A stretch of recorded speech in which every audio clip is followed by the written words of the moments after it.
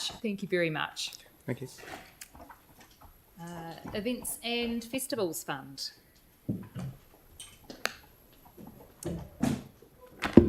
Welcome, team. Councillor Davidson's happy to move the staff recommendation, and Deputy Mayor is happy to second. How good. So it's been a really long morning. Don't we all come down? They have done an excellent job. Support crew. Stay there. There may be questions. Yeah. I know that there has been a workshop and there has already been an opportunity for people to ask questions on this, and so there may not be much today. But do people have any further and additional questions to the ones that have been answered already? Aaron? And it came up last year, and I think you even asked something around it as well, Sarah, is the beach volleyball that's played in town. Because there have been questions around, shipping a whole lot of sand in town. But the media coverage it gets, is that because it's played in the middle of town, it's getting the media coverage more than if we moved it to Sumner or Brighton? That's a great question. It's the unique location that's kind of stimulating. Brooke can jump in on that one. So definitely a combination of the two. It's a national event that travels around the country, so it's got a really good national profile, but also the whole point of it being in Cathedral Square is that it's an exhibition style match, so people can kind of come across it and experience beach volleyball when they normally wouldn't, and it's the only place in the country where we are doing it in a central city space, so the media love that, they pick up on it and it gets extra profile. They are also looking this year to expand though and put some courts out at Sumner as well. Yeah, because Sumner's a great location to show off as well, especially once you can bike there soon, would be kind of cool. Yeah. So the final on that, and is the Cathedral Square the best spot in town for it? They looked at others? Yeah, they've looked at lots of different spaces. At the moment, it's kind of the only largest sort of hard surface space in the central city where they can fit a court. And with the works that's happening in Cathedral Square, they're actually, hopefully this year, going to be able to fit, next year, fit 2 courts. Cool. So, yeah, they have scoped that. Yeah. Okay, Tim. Could this be, or is this part of the refocusing of Cathedral Square as a venue for events? Because it does seem, following the earthquake and as we've slowly recovered, that it's been kind of forgotten. Yeah, so I think they were just really keen to get a central city space for an event like this. Obviously, like I said before, we were very limited, but it is fantastic to be able to have these events back in Cathedral Square and drive people back there because, we haven't been able to host a lot in that space and they're doing really well at driving attendance there amongst everything else that's going on, but they're doing a great job. So is this going to be other things happening in there? Is that going to be a focus of the teams to try and get other things in the square? Events in general? Yeah. Yeah, so we've relocated Te Ramamai this year, and so that will be finishing with Cathedral Square being a hub space where we'll have a lot of activity happening, so that's in June.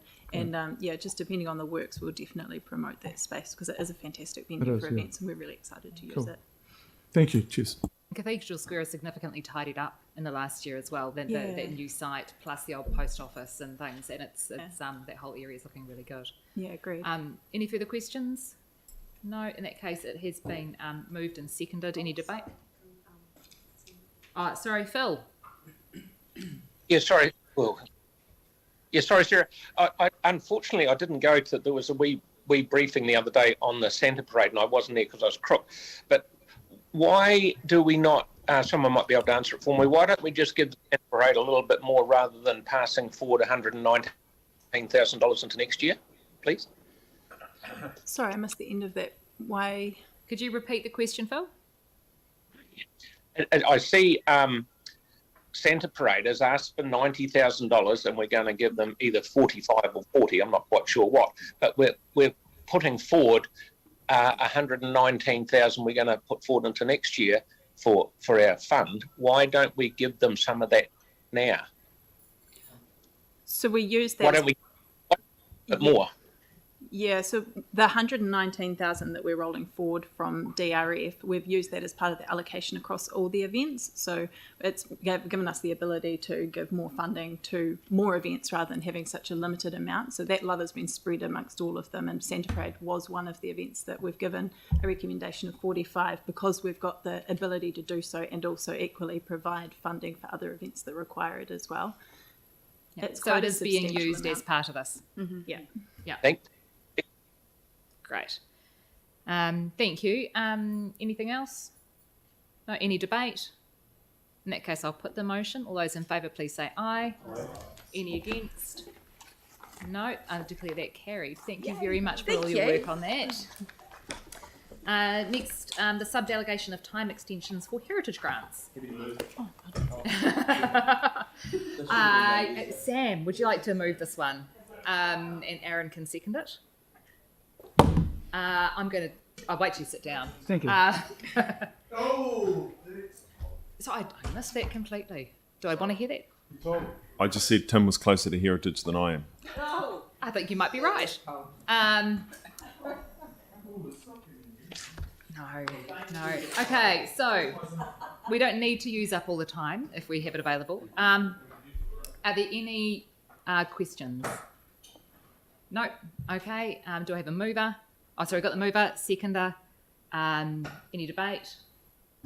No. In that case, I'll put the motion. All those in favour say aye. Any against? Declare that carried. Thank you for all your work.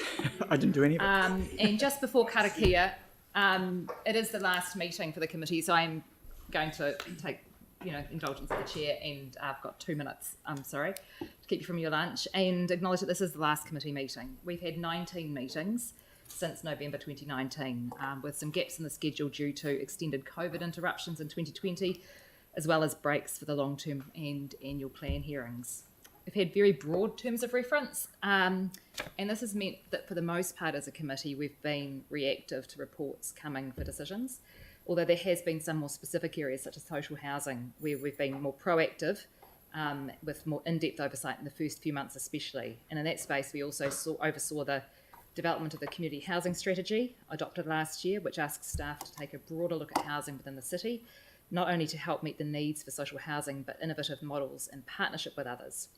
The work we've done with OCHT this term to enable a faster move to warmer, drier homes and to rebuild our social housing has been excellent, but there's still a lot that needs doing. Work programme highlights include Kia Tura Te Ao, the climate resilience strategy, establishing the sustainability fund for climate-related community initiatives, establishing the intangible heritage fund to sit alongside the heritage incentive grants, and that covers a gap in the implementation of the heritage strategy. We also oversaw the review of the Strengthening Community Strategy, which had not been done for many years and now reflects better our role as an organisation in community connection and wellbeing.